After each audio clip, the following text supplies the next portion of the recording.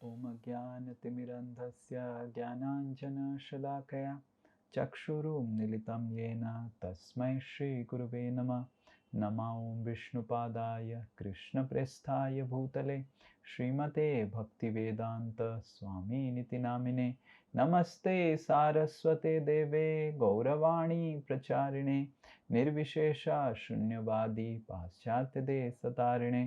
नमो महावदन्याय कृष्ण प्रेम प्रदायते कृष्णाय कृष्ण चैतन्य नामिने गौरतिसे नमः। हे कृष्णा करुणा सिंधु दीनबंधु जगतपते गोपेश गोपिका कांत राधा कांता नमस्तुते। तप्त कांचन गौरांगी राधे वृंदावनेश्वरी वृषभानुसुते देवी प्रणमामि हरिप्रिये। वाञ्छाकल्पतरुभ्यश्च कृपा सिंधुभ्य एव च पतितानां पावनेभ्यो वैष्णवेभ्यो नमो नमः। जय श्री कृष्ण चैतन्य प्रभु नित्यानंद श्री अद्वैत गदाधर शिवासादि गौर भक्तवृंद। हरे कृष्णा कृष्णा कृष्णा हरे हरे हरे राम राम राम हरे हरे।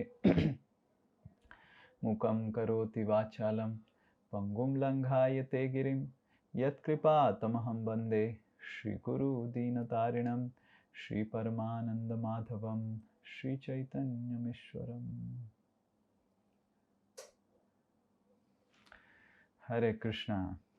सो पिछला क्लास हमने एक अध्याय समाप्त किया था और आज से हम ध्रुव महाराज की चरित्र का अध्ययन करेंगे। आप सबको याद आ रहा है या याद नहीं आ रहा है? ओ, आप सब बोल नहीं सकते हैं क्योंकि हमने आप सबको बोलने का अधिकार नहीं दिया है। अभी अधिकार मिल गया। ओके, तो हम चर्चा कर रहे थे कि किस तरह जो हमारी चर्चा का शुरुआत और प्रारंभ चतुर्थ स्कंद में हुआ था। हम चर्चा कर रहे थे कि किस तरह आपको अगर याद होगा कि ब्रह्मा जी सारी सृष्टि का निर्माण कर रहे हैं। सो दो प्रकार की सृष्टि भागवत में हमारे शास्त्रों में उल्लेख किया गया है। कोई बता पाएगा? हमने डिस्कस किया था। प्रभु जी दंडवत प्रणाम। सर्ग और विसर्ग। या वेरी गुड। सो दो प्रकार की सृष्टि हमारे शास्त्र में उल्लेख किया गया है। एक है सर्ग और एक है विसर्ग। अत्र सर्ग विसर्गश्च, ये भागवत में श्लोक आता है। सर्ग मतलब उदाहरण स्वरूप, क्योंकि प्रीति माता जी ने उत्तर दिया तो हम प्रीति माता जी का उदाहरण लेंगे। सर्ग मतलब प्रीति माता जी के जो पुत्र हैं, सुपुत्र हैं प्रणव, मान लीजिए उनको इच्छा करेगा कि इच्छा हुआ कि हमको पूरी खाना है, तो सर्ग मतलब उनके पिताजी भारतेंदु प्रभु, प्रीति माता जी के हस्बैंड, वो दुकान से आटा, तेल, नमक, चूल्हा सब कुछ ले आके दे देंगे प्रीति माता जी को। अभी आप कीजिए, पूरी बनाइए, बेटा बहुत परेशान कर रहा है, पूरी बना के उसको शांत कीजिए। तो सर्ग का मतलब है विष्णु सारे जितने सारे सृष्टि के लिए जितने सारे उपादान सामग्री की आवश्यक है, वो सारे सामग्री को एकत्रित करके ब्रह्मा जी को देते हैं। प्रथम दुर्गा देवी को देते हैं, फिर भौतिक शक्ति को, फिर भौतिक शक्ति ब्रह्मा जी को देते हैं। तो ये है सर्ग, मतलब getting all the ingredients that is required for creation and giving it to Brahma ji, handing over to Brahma. फिर ब्रह्मा जी और इधर पुत्र जो है वो है जितने सारे जीवात्मा जो भगवान को छोड़ के, भगवत धाम छोड़ के, वैकुंठ धाम छोड़ के इधर आए हैं शरीर प्राप्त करने के लिए। सब लाइन में वेट कर रहे हैं, मेरे को शरीर चाहिए, मेरे को शरीर चाहिए, मेरे को शरीर चाहिए। जैसे प्रणब बोल रहा है मेरे को पूरी चाहिए, मेरे को पूरी चाहिए, मेरे को पूरी चाहिए। सबको अलग अलग, किसी को पूरी चाहिए, किसी को मोमो चाहिए, सबके लिए इंग्रेडिएंट्स चाहिए। देखिए पूरी भी मैदा से बनता है, मोमो भी मैदा से बनता है, पर किसको मोमो देना है, किसको पूरी देना है। तो हालांकि दोनों के लिए मैदा आवश्यक है, और भगवान क्या करते हैं, मैदा दे देते हैं। और ब्रह्मा जी का कार्य है जिसको पूरी चाहिए पूरी देना, जिसको मोमो चाहिए मोमो देना, जिसको मनुष्य शरीर चाहिए उसको मनुष्य शरीर प्रदान करना, जिसको कुत्ते की शरीर चाहिए या भालू की शरीर चाहिए, वाघ के शरीर चाहिए, उसको उस शरीर को प्रदान करना। और सारे जीवात्मा वेट कर रहे हैं शरीर के लिए। तो ब्रह्मा जी जो सृष्टि करते हैं, भगवान से सामग्री, भौतिक शक्ति से सामग्री लेके जो ब्रह्मा जी सृष्टि करते हैं, उसको विसर्ग कहलाया जाता है, मतलब विशेष रूपेण सर्ग। सर्ग मतलब क्रिएशन, विसर्ग मतलब स्पेसिफिक क्रिएशन, स्पेसिफिकली डिजाइंड। विशेष मतलब क्या होता है, स्पेशल होता है ना, विशेष का मतलब जो होता है वो तो स्पेशल होता है। तो विसर्ग का मतलब specially designed creation for specific souls, specific जीवात्माओं के लिए जो बनता है। तो ये ब्रह्मा जी का। तो ब्रह्मा जी जब सृष्टि चालू किए, विसर्ग सृष्टि चालू किए, ब्रह्मा जी देखे कि इतना बड़ा लाइन लगा है, सब क्यू में खड़े हैं और मेरे को शरीर देना है, शरीर देना है, शरीर देना है, शरीर देना है, और कितने लोगों को मैं शरीर दूं। और ब्रह्मा जी का खाना पीना सोना और जितने सारे चीजें हैं, और भगवान का नाम लेना, कथा सुनना, सब बंद हो गया शरीर देने के चक्कर में। अब ब्रह्मा जी सोचने लग गए, इस तरह अगर मैं एक एक पहले ब्रह्मा जी क्या करने लगे, अपने शरीर से ही शरीर सृष्टि करने लग गए। बहुत सारे शरीर की सृष्टि किया, पर ब्रह्मा जी देख रहे थे कि उनका जो रेट ऑफ क्रिएशन है और उन जो डिमांड है, एक होता है ना सप्लाई एंड डिमांड, समझ रहे हैं आप, इकोनॉमिक्स पढ़े, एक होता है सप्लाई और एक होता है डिमांड। तो सप्लाई जो rate of creation Brahma ji जो कर रहे थे वो बहुत ही धीरे चल रहा था, धीमी गति से चल रहा था, और डिमांड बहुत ज्यादा था, बहुत लंबा लाइन था।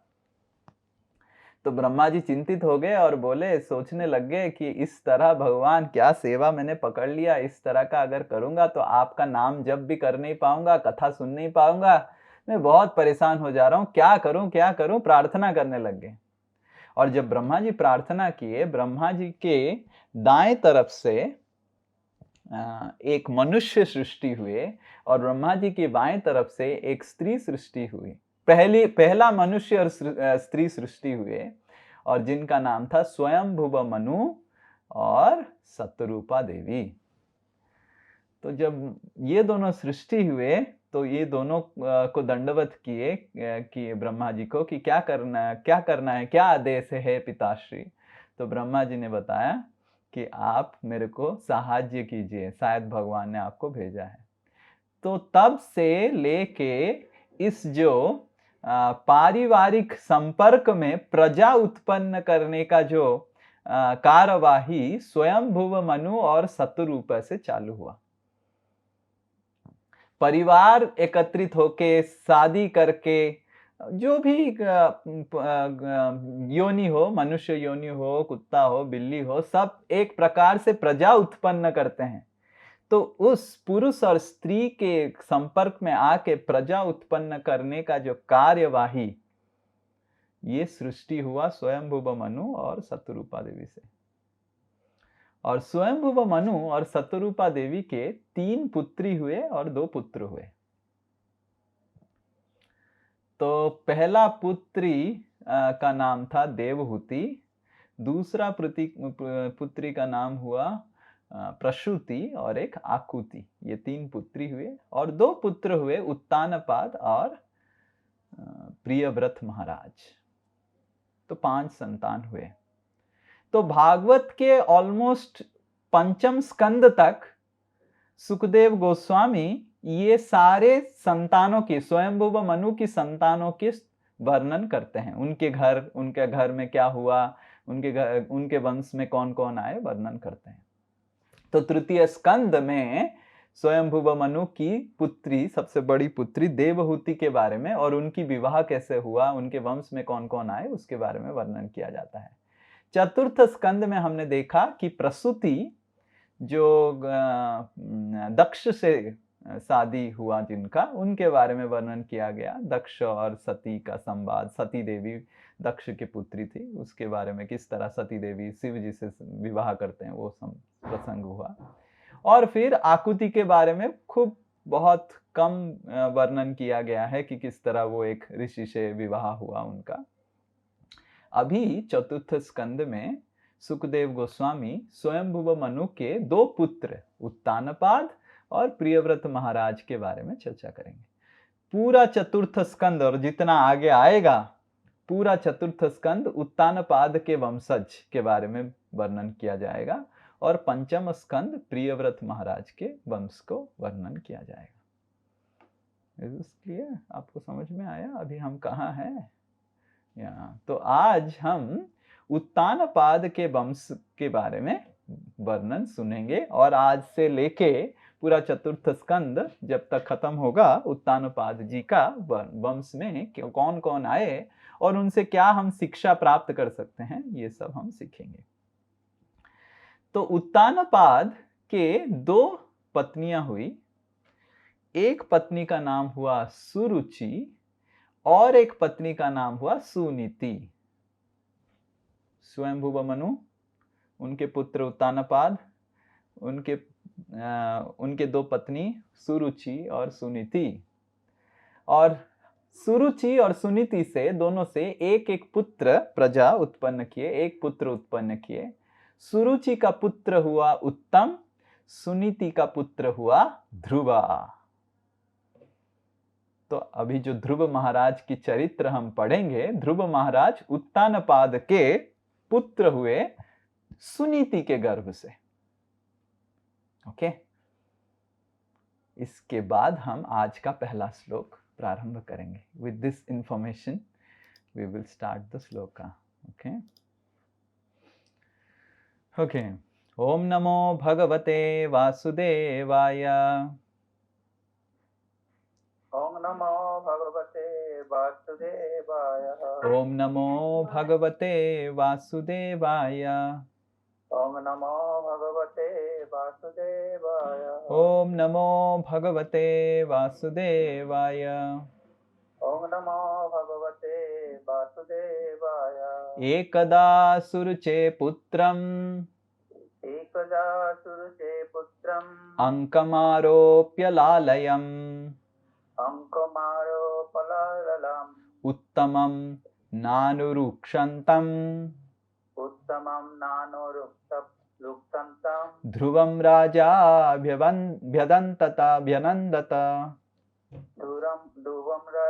भवन्तत। यस, और कोई उच्चारण कीजिए। एकदा सुरुचे पुत्रम्। ओके, करिए, कोई भी करिए। एकदा सुरुचे पुत्रम् अंकमारोप्य लालयन् उत्तमं नानुरुक्षन्तम् ध्रुवं राजाभ्यनन्दत। यस, और कोई उच्चारण करना चाहता था अभी कीजिए। एकदा सुरुचे पुत्रम् अंकमारोप्य लालयन् उत्तमं नारुरुक्षन्तम् ध्रुवं राजाभ्यनन्दत। ओके, अनुवाद और तात्पर्य कृष्ण कृपामृति शिल प्रभुपाद की द्वारा। शिल प्रभुपाद की जय। तो ये आज हम पढ़ रहे हैं चतुर्थ स्कंद के 8वां अध्याय के 9वां श्लोक। ओके, पढ़िए, कोई ट्रांसलेशन हिंदी में।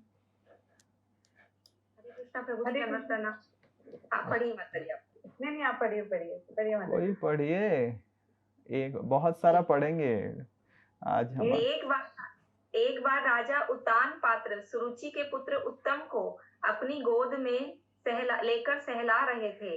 ध्रुव महाराज भी राजा की गोद में चढ़ने का प्रयास कर रहे थे, किंतु राजा ने उन्हें अधिक दुलार नहीं दिया। एकदा मतलब एक बार, सुरुचे पुत्रम मतलब उत्तम, जो सुरुचि के पुत्र था, एक पत्नी का पुत्र था, अंकम आरोप्य लालयम, वो उत्तानपाद के अंक मतलब गोदी में बैठ के लालयन मतलब उत्तानपाद उसको चुंबन कर रहे थे, उसके साथ बातचीत कर रहे थे, हंस रहे थे, मजाक कर रहे थे, ऐसे कर रहे थे, करते हैं ना पिताजी लोग कैसे, तो सब कर रहे थे। उत्तमम और नारुरुक्षंतम, और जब कर रहे थे ध्रुव महाराज जो थे, ध्रुव जो छोटा बच्चा था, वो भी उठने का कोशिश किया कि मैं भी बाबा के पिताजी के गोदी में बैठना चाहता हूं, वो भी उठने का कोशिश किया, पर राजा अभ्यनंदता, पर राजा ध्रुव को अपने, देखिए छोटा बच्चा है, एक बच्चा गोदी में बैठा है तो दूसरा बच्चा भी, देखेंगे बच्चों का ये स्वभाव होता है, आपने देखा है कि अगर एक को अगर पिस्तौल चाहिए दूसरे को भी पिस्तौल चाहिए, खिलौना चाहिए, एक को अगर गाड़ी चाहिए दूसरे को गाड़ी चाहिए, एक को अगर बैट चाहिए दूसरे को बैट चाहिए। तो उसी तरह ध्रुव भी बहुत छोटा था, उत्तम भी बहुत छोटे थे, उत्तम बैठा था तो ध्रुव मैं भी बैठूंगा। तो दो छोटे बच्चे को तो आसानी से एक पिताजी गोदी में बिठा सकते हैं, है कि नहीं। तो पर उत्तानपाद महाराज ने ध्रुव को अपने गोदी पे उठाया नहीं। अरे क्यों उठाया नहीं, वो भी तो अपना बेटा था, उठाना चाहिए, अपना ही बेटा है, और वो बोल रहा है मैं भी गोदी में बैठूंगा, और बिठाने के लिए ऐसे नहीं कि दो क्या। प्रभु जी आपका वॉइस बहुत स्लो आ रहा है। मेरा वॉइस स्लो आ रहा है? नहीं, अदर्स ठीक है, नहीं तो क्लियर आ रहा है। ओके, आई थिंक आपका ठीक है हाँ, सो आपका वॉल्यूम बढ़ा दीजिए, जिनका समस्या हो रहा है। तो ध्रुवम राजाभ्यनंदता, राजा उत्तानपाद राजा मना कर दिए और ध्रुव को ऊपर उठने नहीं दे रहे थे। ऐसा क्यों? अभी सुखदेव गोस्वामी आगे वर्णन करेंगे। तथा चिकीर्षमाणां तम्,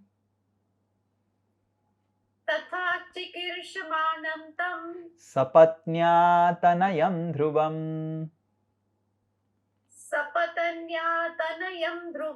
सुरुचि शृण्वतो राज्ञा, शीर्ष्यम् आहति गर्विता। यस, और कोई? तथा चिकीर्षमाणानं तम्, नहीं, जो नहीं किया है, एक सबको मौका मिलना चाहिए। यस, तथा चिकीर्षमाणं तम्, सपत्न्या तनयं ध्रुवम्, सुरुचि शृण्वतो राज्ञा, शीर्ष्यम् आहति गर्विता। देखिए क्या लिखा हुआ है, तथा इस तरह, तथा चिकीर्षमाणं तम, चिकीर्षमाण मतलब कोशिश करना, बहुत कोशिश करते हुए ध्रुव जब फेल हो गए, क्या कोशिश करते हुए?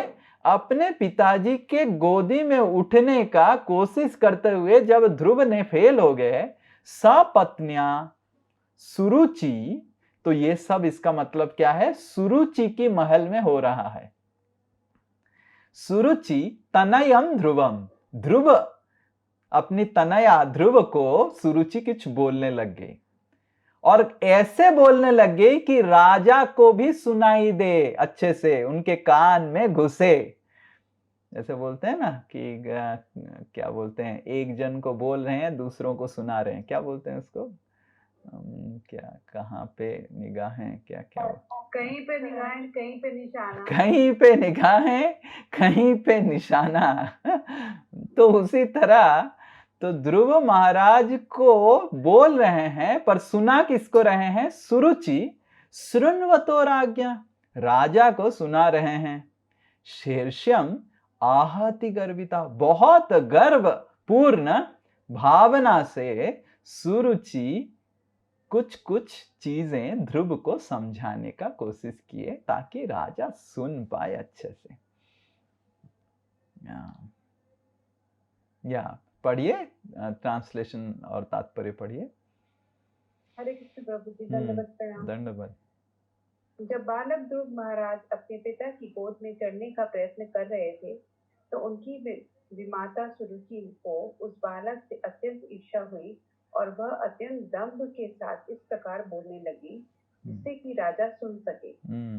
तात्पर्य, निस्संदेह राजा अपने दोनों पुत्रों के प्रति समान रूप से स्नेहिल थे, अतः वे ध्रुव तथा उत्तम दोनों गोद में लेने हेतु स्वाभाविक रूप से उन्मुख। तो राजा उत्तम और ध्रुव दोनों को प्रेम करते थे, तो इसीलिए ध्रुव को उनके गोदी में उठाने का राजा का कुछ समस्या नहीं था, वो भी चाहते थे गोदी में उठाने के लिए। पर पढ़िए, किंतु अपनी रानी सुरुचि के प्रति पक्षपात के कारण वे चाहते हुए भी ध्रुव महाराज को दुलार ना दे सके। पढ़िए। सुरुचि ने राजा उत्तानपाद के भावों को भाप लिया, अतः वह अपने प्रति राजा के प्रेम का अत्यंत दंभ पूर्वक बखान करने लगी। यही स्त्री स्वभाव है। यदि स्त्री जान लेती है कि उसका पति उसका पक्ष लेता है और उसके प्रति विशेष लगाव रखता है, तो वह अवैध लाभ उठाती है। ये लक्षण मनु जैसे परिवार के उच्चस्थ समाज में भी प्रलक्षित होते हैं। अतः यह निष्कर्ष निकलता है कि स्त्री का स्त्रीयोचित स्वभाव सर्वत्र विद्यमान होता है। अभी हम आगे पढ़ेंगे कि सुरुचि क्या क्या बोलने लगे। एक पढ़ेंगे फिर हम डिस्कस करेंगे। न वत्सा नृपते धिष्ण्यम् भवानारोढुमर्हति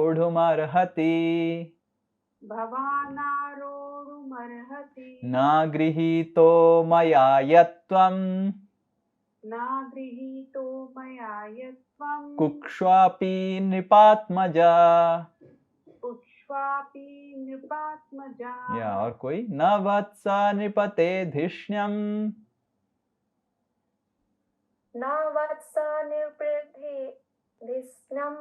भवानारोढुमर्हति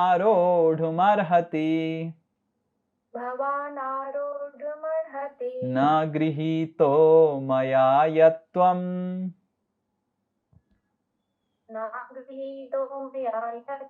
कुक्ष्वापि नृपात्मजा।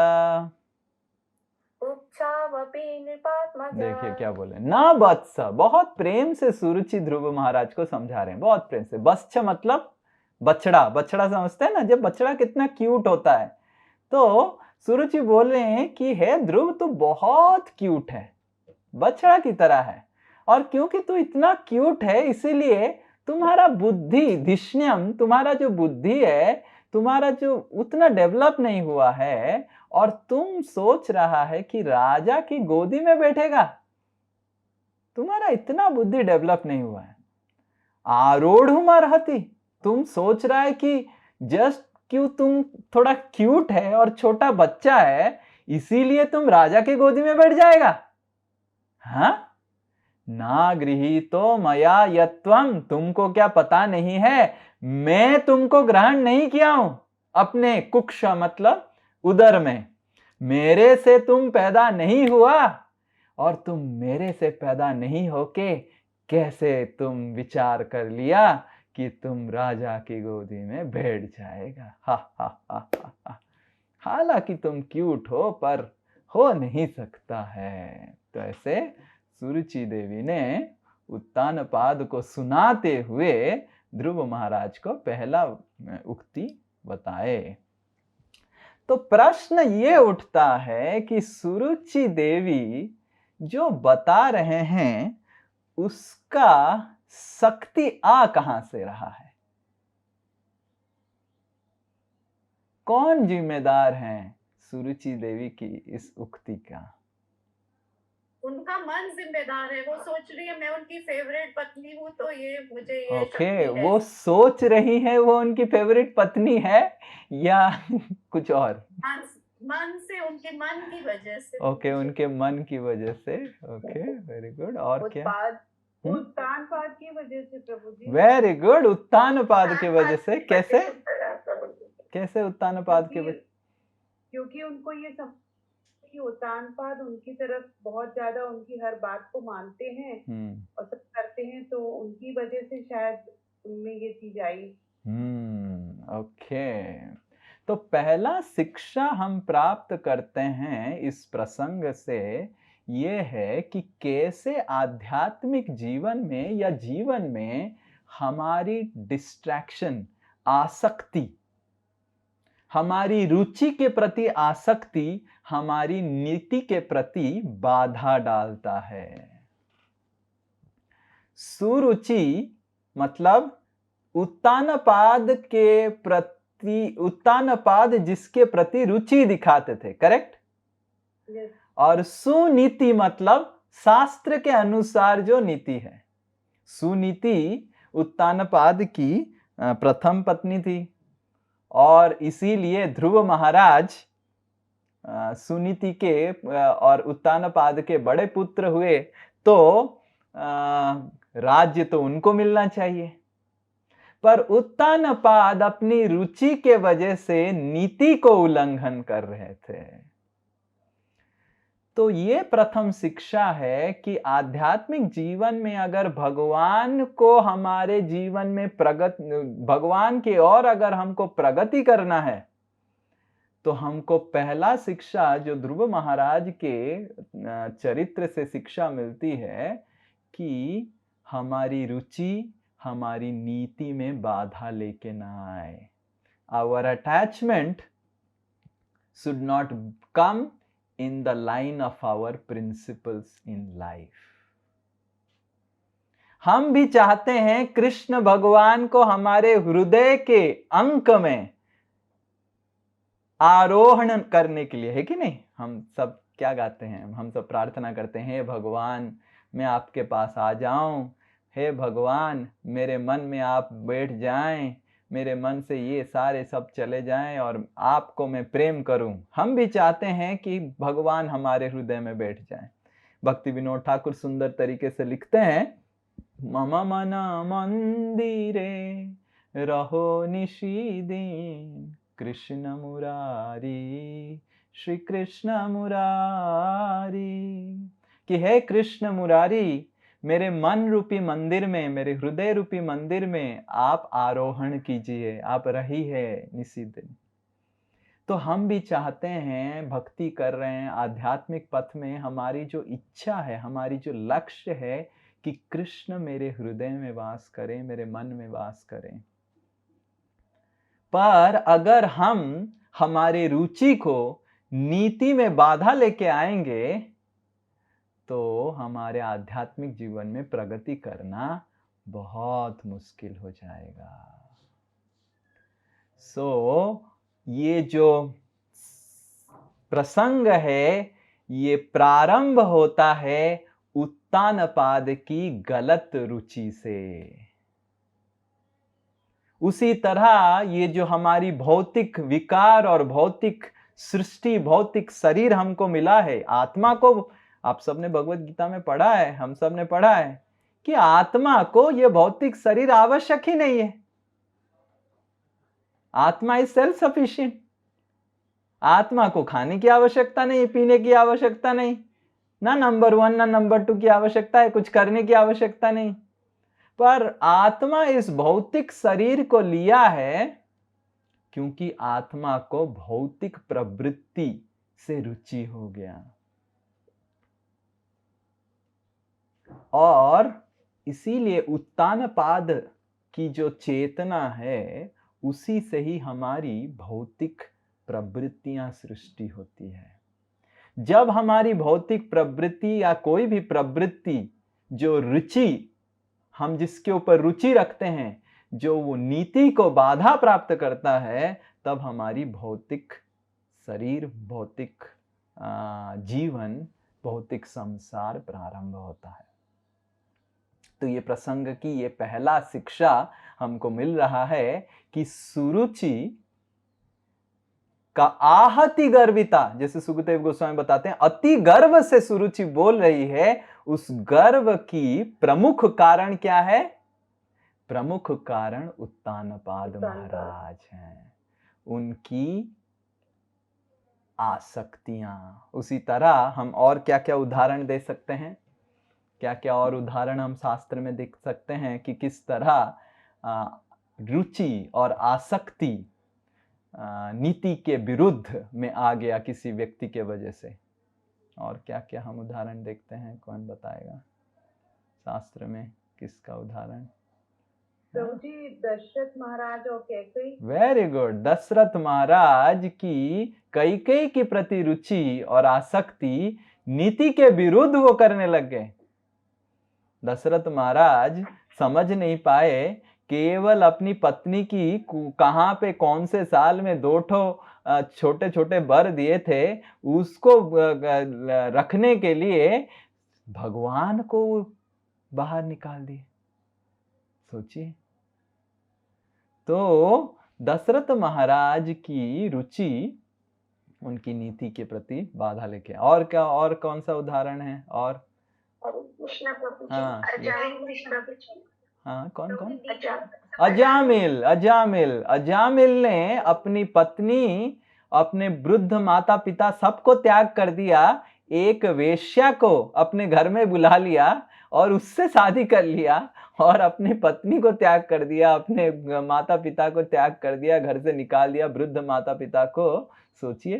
तो रुचि नीति के विरुद्ध आ गया। और क्या? और प्रभु जी, हाँ, ये धृतराष्ट्र महाराज ने सारे कौरवों का जो पतन हुआ वो अति रुचि और अधिक पुत्र प्यार की वजह से ही वो नहीं कर पाए। नहीं तो सेम एनवायरनमेंट पांडु पुत्रों का भी था और इनका भी था, ये इसीलिए सद्मार्ग पे नहीं चल पाए। परफेक्ट। धृतराष्ट्र, पूरा महाभारत युद्ध दुर्योधन के वजह से नहीं हुआ।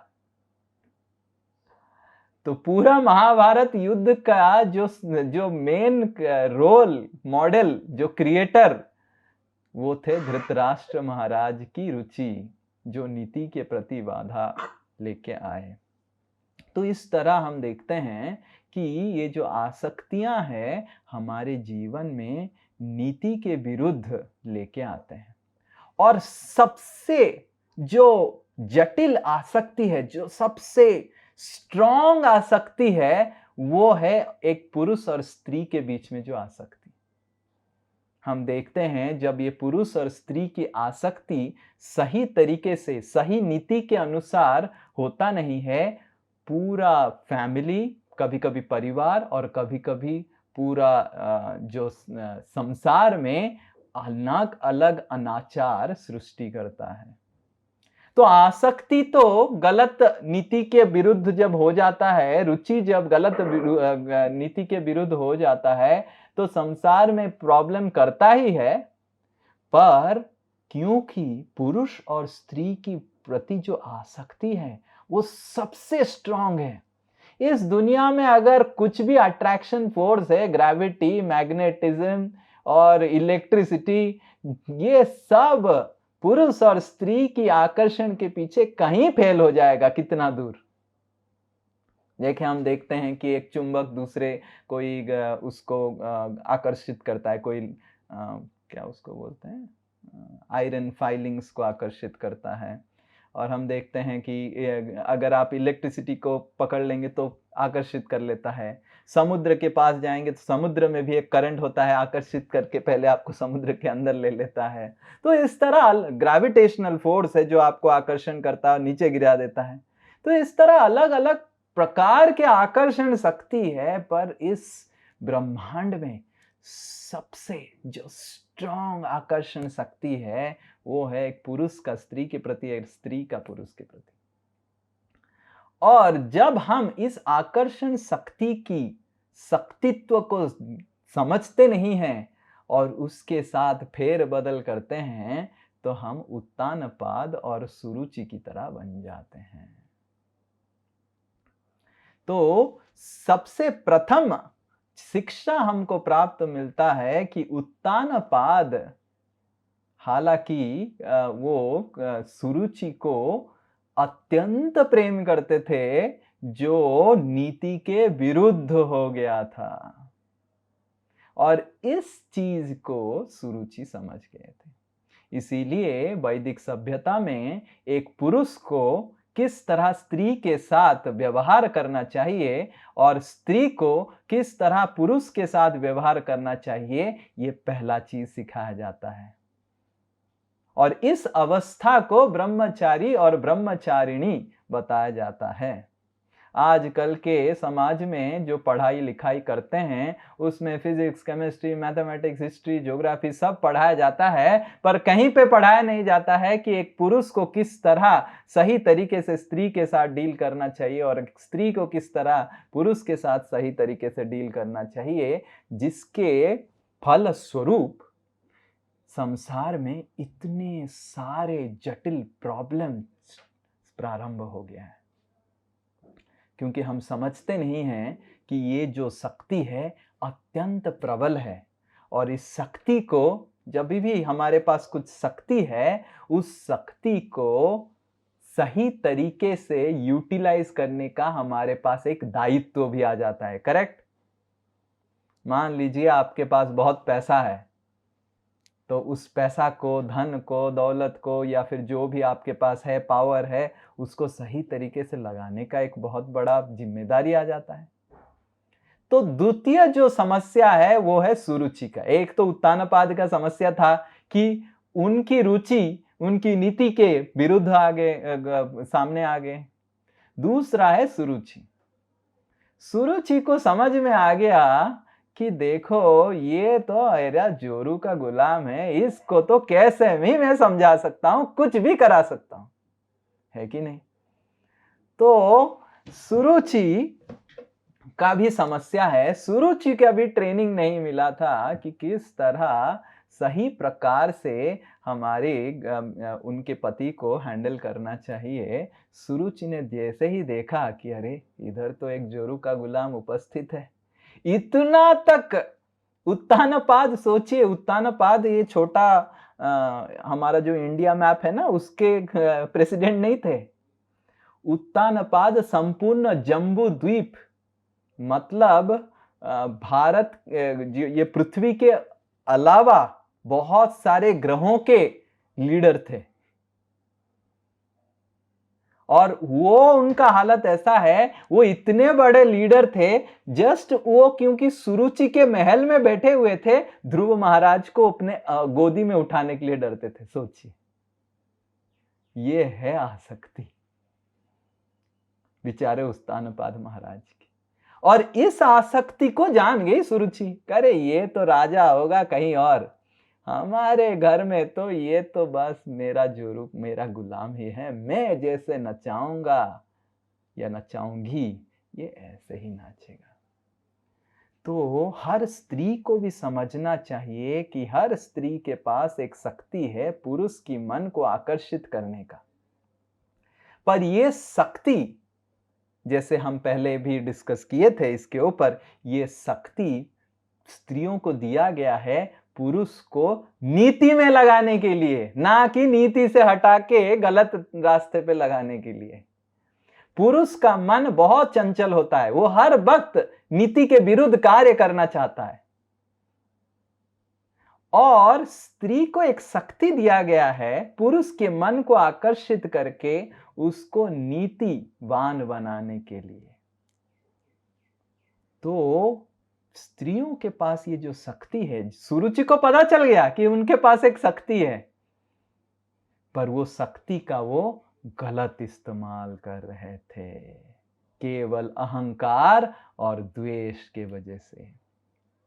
तो ये एक विचार हमको समझना चाहिए, करना चाहिए पुरुष और स्त्रियों को, कि हमको समझना चाहिए, हर पुरुष को और हर स्त्री को, ये जो शक्ति है पुरुष स्त्री की आकर्षण, इसको ध्यान पूर्वक हमको सही तरीके से दायित्व के साथ डील करना चाहिए, नहीं तो हमारा जीवन बर्बाद हो सकता है। और इस तरह हमारा भी कहानी भागवत में आएगा, हम दूसरे लोग शिक्षा प्राप्त करेंगे। एक बार एक जन हमको बताए थे, हमारे एक गुरु वर्ग हैं, वो एक हर समय एक चीज बताते हैं, if you don't learn from history, आप अगर इतिहास से सीखेंगे नहीं, history will take you to teach others. इतिहास आपके जीवन को लेके दूसरों को सिखाएगा। तो ये हम जो भागवत का अध्ययन कर रहे हैं, ये इतिहास है, ये भारत की ही इतिहास है। हालांकि ज्यादा पुराना है, जो हमारी डॉक्यूमेंटेड हिस्ट्री हम पढ़ते हैं वो थोड़ा 100 साल, 200 साल, 500 साल, 1000 साल पुराना है। ये सत्ययुग की कहानी है, थोड़ा पुराना इतिहास है, पर इससे हम ये शिक्षा प्राप्त कर सकते हैं। हर पुरुष और हर स्त्री को समझना चाहिए, पुरुष और स्त्री के बीच में जो आसक्ति और आकर्षण है, उसको दायित्व के साथ डील करना चाहिए। ये एक शक्ति है जिसको दायित्व के साथ हमको व्यवहार करना चाहिए। ओके, ये पहला शिक्षा है। आगे हम पढ़ेंगे कि क्या सुरुचि देवी फिर आगे जाके बोले। तो पहले बोली कि ना वत्स, अरे तुम बहुत छोटा बालक है, तुम समझ नहीं पाया, तुम चढ़ नहीं पाएगा, तुम तो मेरे कोख से पैदा नहीं हुआ। तो ध्रुव महाराज बोलेंगे तो क्या हुआ? हाँ, तो क्या हुआ? मैं भी तो राजा का पुत्र हूं, आपके कोख से नहीं पैदा हुआ तो क्या हुआ, मैं तो राजा के पुत्र हूं। तो देखिए नेक्स्ट क्या बोलेंगे। तो फिर सुरुचि क्या बोले, बालोसी बतनात्मानम, बालोसी बतनात्मानम, अन्य स्त्री गर्भ संवृतम, अन्य स्त्री गर्भ संवृतम, नूनम वेद भवान यस्य, नूनम वेद भवान यस्य, दुर्लभे अर्थ मनोरथा, दुर्लभे अर्थ मनोरथा। या पढ़िए ट्रांसलेशन।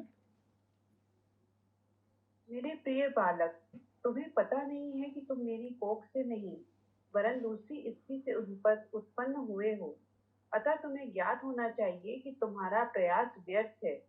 तुम ऐसी इच्छा की पूर्ति चाह रहे हो जिसका पूरा होना असंभव है। तुम ये संभव नहीं है, तुम बैठ नहीं सकता है तुम्हारे पिताजी के गोदी में, क्योंकि तुम दूसरे स्त्री से, हालांकि तुम हो उत्तानपाद के पुत्र, पर तुम मेरे पुत्र नहीं हो और तुम्हारे लिए असंभव है। पढ़िए तात्पर्य। तात्पर्य, नन्हे से बालक ध्रुव महाराज स्वाभाविक रूप से अपने पिता के प्रति स्नेह से भरे थे और उन्हें पता नहीं था कि उनकी दोनों माताओं में अंतर है। यह अंतर रानी सुरुचि ने बताया। उसने कहा कि चूंकि ध्रुव अबोध बालक है, अतः वह दोनों रानियों के अंतर को नहीं समझ सकते। सुरुचि के गर्भ का यह दूसरा व्यक्तित्व है। देखेंगे, हम सब जब बचपन में रहते थे ज्यादा समझ में नहीं पाते थे, ये उसका प्रॉपर्टी है, वो उसका प्रॉपर्टी है, ये है वो है। जैसे ही हम बड़े हो जाते हैं ये सारे चीज हमारे दिमाग, और ये उसका है, वो उसका है, उसका कैसे छीन के ले आए, वो कर लें, ये कर ले, वो कर लें। आजकल तो बच्चों में भी ये सब आ गया है कलयुग के प्रभाव से। पर हम देखते हैं कि ध्रुव बिल्कुल समझ ही नहीं पा रहे क्या हो रहा है, और सुरुचि बार बार उनको यही समझाने का कोशिश कर रहे हैं, अरे तुम मेरा बेटा नहीं है, तुम तो किसी और का बेटा है। तो फिर ध्रुव महाराज पूछेंगे, ओके अभी मेरे समझ में आया, तो फिर क्या करना पड़ेगा, कैसे फिर मैं पिताजी के गोदी में बैठ पाऊंगा। फिर देखिए अल्टीमेटम बता देंगे। तपसाराध्य पुरुषम, तपोशारद्ध पुरुषम, तस्यैवानुग्रहेण मे, तस्यैव अनुग्रहणे, गर्भे त्वं साधयात्मानं, गर्भे तं साधयात्मानं, यदि इच्छसि निपासनम्। यदि इच्छसि निपासनम्। वाह वाह वाह वाह, देखिए तपसा आराध्य पुरुषम, विष्णु की तपस्या करना पड़ेगा, घोर तपस्या करके विष्णु की आराधना करना पड़ेगा। वाह वाह वाह। क्यों? तस्यैव अनुग्रहण में, और जब तुमको विष्णु की अनुग्रह मिलेगा तुम्हारे जीवन में, गर्भे त्वम साधयात्मात्म, विष्णु की अनुग्रह से तुम फिर से मर के मेरे गर्भ में बैठेगा। फिर जब मेरे गर्भ से फिर से उत्पन्न होगा विष्णु की कृपा से, यदि इच्छसि निपासनम, तब जाके उत्तानपाद के गोदी में तुम बैठ सकता है। हरे कृष्ण। सोचिए, विष्णु को आराधना करके प्रसन्न करके वो भगवत धाम ना चला जाए, फिर से राजा की गोदी में क्यों बैठे, तुम्हारे गर्भ में क्यों पैदा हुए? विष्णु की आराधना करने से तो सारे गर्भों से मुक्ति हो जाता है, इस भौतिक जगत से मुक्ति हो जाता है। इतना पागल सुरुचि गर्भ से, अहंकार से वशीभूत हो गई कि विष्णु आराधना करके उसको, ये इतना बड़ी है, मतलब ये विष्णु से भी बड़ी हो गई। अभी विष्णु जब कृपा करेंगे तो इसके गोद से ये पैदा होगा। इतना बड़ी सुरुचि देवी हो गई, सोचो। हाँ, पढ़िए। यदि तुम राज सिंहासन पर बैठना चाहते हो तो तुम्हें कठिन तपस्या करनी होगी। सर्वप्रथम तुम्हें भगवान नारायण को प्रसन्न करना होगा, और जब वे तुम्हारी पूजा से प्रसन्न हो ले तो तुम्हें अगला जन्म मेरे गर्भ से लेना होगा। तब जाके तुम बैठ पाएगा। तो सोचिए कि किस तरह अहंकार से वशीभूत हो गई सुरुचि, और किस तरह ध्रुव महाराज को, एक छोटे से बालक को ऐसे निंदा कर दी। तो इस तरह हम ये दो चीज आज के कक्षा में इतना तक ही हम करेंगे। ये आगे जाके हम अगले सेक्शन क्लास में देखेंगे कि उत्तानपाद कुछ नहीं बताया।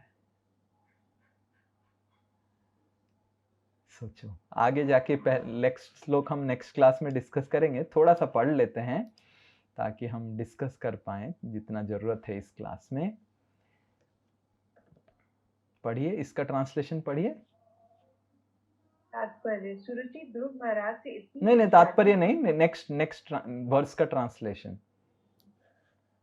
श्री मैत्री मुनि ने आगे कहा, हे विदुर, जिस प्रकार से लाठी से मारा गया सर्प हुंकारता है, उसी प्रकार ध्रुव महाराज अपनी विमाता के कटु वचनों से आहत होकर अति क्रोध से तेजी से सांस लेने लगे। जब उन्होंने देखा कि उनके पिता मौन हैं और उन्होंने प्रतिवाद नहीं किया, तो उन्होंने तुरंत उस स्थान को छोड़ दिया और अपनी माता के पास गए। सो ध्रुव महाराज सुरुचि के वाणी से अफेक्टेड नहीं हुए। ध्रुव महाराज अपने पिता की मौन से अफेक्टेड हुए। ध्रुव महाराज उत्तानपाद की जो मौन व्रत थी और जो उत्तानपाद प्रतिवाद नहीं किए सुरुचि से, उससे प्रभावित हो गए। अब सोचिए उत्तानपाद की आसक्ति किस हद तक पहुंच गया था सुरुचि के प्रति। तो अगर हम भी भगवान की भक्ति करना चाहते हैं, भगवान को हमारे हृदय में आरोहण करना चाहते हैं, तो हमको भी हमारी आसक्ति जो हमारी नीति के विरुद्ध है, जो शास्त्र की नीति के विरुद्ध है, उस आसक्तियों को त्याग करना पड़ेगा। ये पहला शिक्षा हम ध्रुव महाराज के प्रसंग में करते हैं। ध्रुव मतलब स्ट्रांग। हमको अगर ध्रुव भक्ति करना है, ध्रुव मतलब डिटर्मिनेशन, ध्रुव का मतलब है डिटर्मिनेशन। ये जो ध्रुव महाराज की प्रसंग है, इसको जो ध्यान पूर्वक सुनता है तो भगवान की भक्ति के लिए उसको ध्रुवता प्रदान करता है। मतलब डिटर्मिनेशन को दृढ़ता बोलते हैं ना, दृढ़ता प्रदान करता है, निष्ठा प्रदान करता है।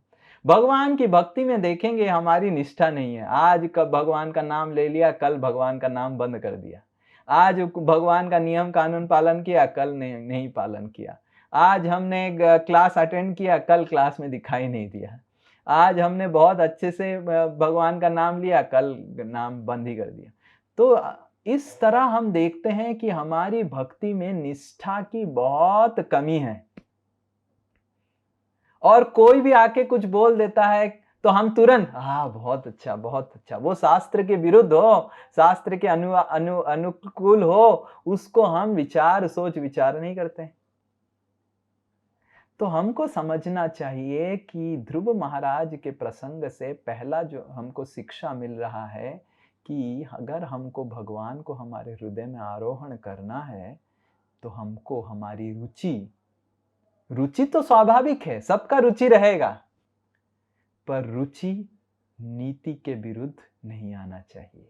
रुचि को नीति के अनुसार, शास्त्र की नीति के अनुसार पालन करना चाहिए। जिस तरह खाना, हाँ, खाने के प्रति सबका लगाव रहता है, रुचि रहता है, पर शास्त्र कुछ खाने को नीति के अनुसार बोलते हैं और कुछ खाने को नीति के विरुद्ध बोलते हैं। शास्त्र बताता है यज्ञ की उच्छिष्ट हर खाने को खाना चाहिए, मतलब खाने को भगवान को अर्पण करना चाहिए, विष्णु भगवान को, उसका प्रसाद ही केवल ग्रहण करना चाहिए, ये नीति के अनुसार है। तो हमारी रुचि नीति के विरुद्ध नहीं जाना चाहिए, हमको शास्त्र के विरुद्ध खाना नहीं चाहिए। उस तरह शास्त्र के विरुद्ध अलग अलग जो कार्य है हमको वर्जन करना चाहिए। इसलिए श्रील प्रभुपाद जी ने 4 नियम के बारे में बताया गया है, जैसे मांसाहार नहीं करना चाहिए, अवैध स्त्री संग नहीं करना चाहिए, दारू करना नहीं चाहिए, जितने सारे नशा नहीं करना चाहिए, जुआ नहीं करना चाहिए। ये सारे के प्रति हमारी रुचि रह सकता है, पर अगर ये रुचि हमारी नीति को विरुद्ध, शास्त्र की नीति विरुद्ध आता है, तुरंत हमको त्याग कर लेना चाहिए। और जब त्याग करेंगे तो हमारी दृढ़ भक्ति प्रारंभ होगी।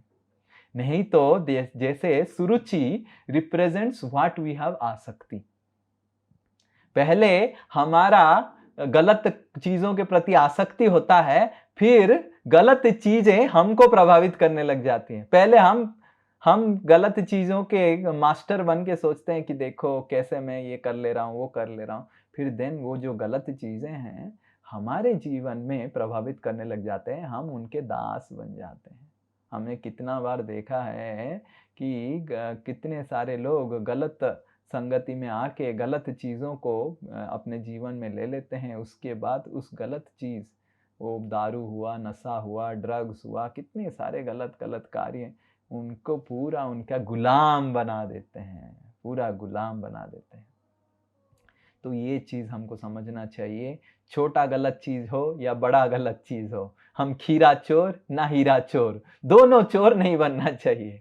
कुछ लोग सोचते हैं कि अरे वो तो हीरा चोरी कर रहे हैं बड़े बड़े लोग, मैं थोड़ा खीरा चोरी कर लिया, छोटा चोरी कर लिया, क्या फर्क पड़ता है। तो भगवान खीरा चोर को भी त्याग करते हैं, हीरा चोर को भी त्याग कर लेते हैं। ना हमको खीरा चोर, ना हमको हीरा चोर, हमको शुद्ध बनना है। केवल शुद्ध आत्मा ही भगवान को अपने जीवन में ग्रहण कर सकता है, भक्ति में आगे बढ़ सकता है। भक्ति में दृढ़ता के लिए हमको शुद्ध होना पड़ेगा। शुद्ध होने के लिए हमारी सुरुचि को, हमारी जो रुचि है, नीति में जैसे बाधा ना आए वो देखना पड़ेगा। हरे कृष्णा कृष्ण कृष्ण हरे हरे, हरे राम राम राम हरे हरे। किसी का कोई प्रश्न है तो पूछ सकते हैं अभी, नहीं तो यहाँ पे हम समाप्त करेंगे। तो ये पहला सेक्शन, धीरे धीरे जाएंगे, ये थोड़ा सेक्शन इम्पॉर्टेंट है तो हम धीरे धीरे जाएंगे। ओके, किसी का प्रश्न लग नहीं रहा है तो हम सोच रहे थे कि प्रथम जो है 1 अगस्त एक मंगलवार पड़ रहा है, आज से ऑलमोस्ट 20 दिन के बाद हम एक परीक्षा लेंगे इसी समय 5:30 बजे दक्ष और सती की उपाख्यान से। तो मैं सारे मॉनिटर्स को भेज दूंगा, जो इम्पोर्टेंट चीज़ें हैं आप सब अपने रीडिंग ग्रुप्स में इसके ऊपर चर्चा कीजिए, जो हमने क्लास लिया है उसके ऊपर थोड़ा डिस्कशन कीजिए, और जो इम्पोर्टेंट तात्पर्य है, ट्रांसलेशन है, उसको भी मैं सारे मॉनिटर लोगों को दे दूंगा, उनसे आप वो रीडिंग ग्रुप्स में करवाएंगे। तो 1 अगस्त को हम एक छोटा सा टेस्ट करेंगे और टेस्ट 10, 15, 20 मिनट का रहेगा, वो ऐप में ही रहेगा। आप क्लास में ज्वाइन करेंगे और लिखेंगे, और जिससे थोड़ा सा रिवीजन हो जाएगा पूर्व सेक्शन का, और आपको भी थोड़ा उत्साहित रहेगा पढ़ने का, समझने का, याद रखने का। नहीं तो बहुत सारा चीज़ें हम आगे बढ़ते रहते हैं और कैसे हो जाता है, छोड़ो कल की बातें, कल की बात पुरानी, नए दौर से लिखेंगे हम ध्रुव महाराज की कहानी। तो फिर ध्रुव महाराज की कहानी आप सीख लेते हैं, फिर नए दौर हो गया, फिर उसके बाद ध्रुव महाराज सेक्शन खत्म हो जाएगा, उसके बाद ध्रुव महाराज के बाद शायद अंग महाराज का वेणा का कहानी आएगा, तो उसको फिर पढ़ेंगे, फिर ध्रुव महाराज को भूल जाएंगे, फिर उसके बाद और कहानी आएगा, उसको पढ़ के अंग महाराज को भूल जाएंगे। तो थोड़ा सा रिवीजन होना चाहिए। ओके, हरे कृष्णा। प्रभु जी, क्वेश्चन जो होगा वो ऑब्जेक्टिव होगा कि सब्जेक्टिव? ऑब्जेक्टिव होगा, पर एक प्रश्न का एक से ज्यादा उत्तर रहेगा। तो मतलब ऐसा नहीं कि एक क्वेश्चन का एक उत्तर हो सकता है, एक क्वेश्चन का एक दो ज्यादा उत्तर भी रह सकता है, पर नेगेटिव मार्किंग नहीं रहेगा, आइदर 0 रहेगा या फिर पर। और हर आंसर का, मान लीजिए क्वेश्चन नंबर 1 है जिसमें 4 A B C D है और 2 उत्तर है, उसका A भी है और B भी है, तो अगर A देंगे तो आपको 4 मार्क मिलेगा, और B देंगे तो आपको और 4 मार्क मिलेगा, और अगर केवल A देंगे तो आपको 4 मार्क मिलेगा। और अगर A B C D आपने किया है और C उत्तर दे दिए तो 0 मार्क मिलेगा। हरे कृष्णा प्रभु जी, इससे पहले वाली क्लास मैंने नहीं किया है, तो उसका आंसर मुझे नहीं पता होगा, तो उसके लिए क्या? कौन बात कर रहे हैं? सरिता श्रीवास्तव। ओ, आपने नहीं किया है तो आपको टेस्ट लिखने की जरूरत नहीं, आप इन्विजिलेटर बन सकते हैं। इसके पहले वाला क्लास मैंने नहीं किया, ये मेरा फर्स्ट क्लास। यस, तो इसीलिए आप टेस्ट की इन्विजिलेशन कर सकते हैं। मोबाइल बज रहा है, बंद कर दीजिए। हाँ, हरे कृष्णा। इन्विजिलेशन आप कर सकते हैं, ठीक है। प्रभु जी हरे कृष्णा। हाँ प्रभु जी, ये ऐप से मैं आजकल लास्ट टाइम भी ज्वाइन नहीं कर पाई थी मुझे। हाँ, तो क्लास हमारा जूम में होगा, टेस्ट कुछ मटेरियल्स देना वो सब हम ऐप में डाल देंगे, ऐप को रखिए, ठीक है। क्योंकि फर्स्ट टाइम तो अच्छे से ज्वाइन हो गया था, मगर फिर ज्वाइन नहीं हो रहा था ऐप से मेरा।